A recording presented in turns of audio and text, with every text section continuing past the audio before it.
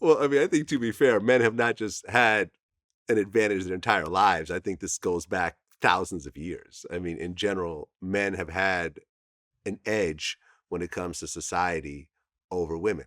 It just is what it is. I mean, Should we though? mm, Should we?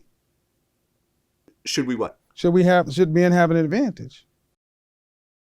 Well, I'll say this.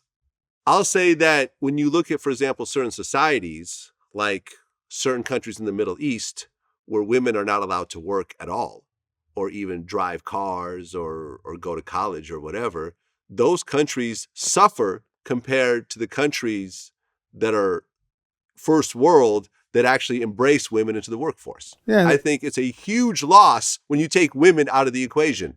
And if you look at the Netherlands, where they're the more the egalitarian society in the world, and they've let people do them things, and women and men have sorted themselves into their positions nicely.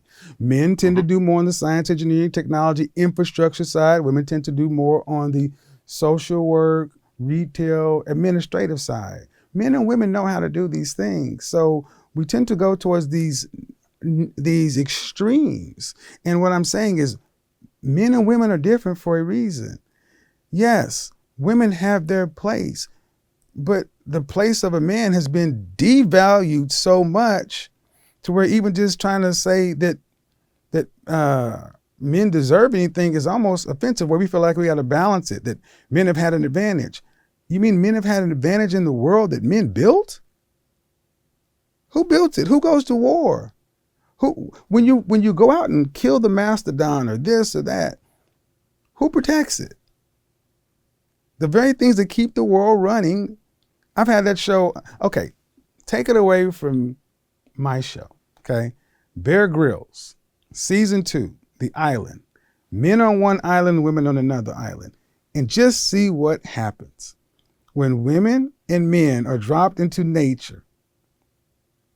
Women would have died. Men almost built the damn internet.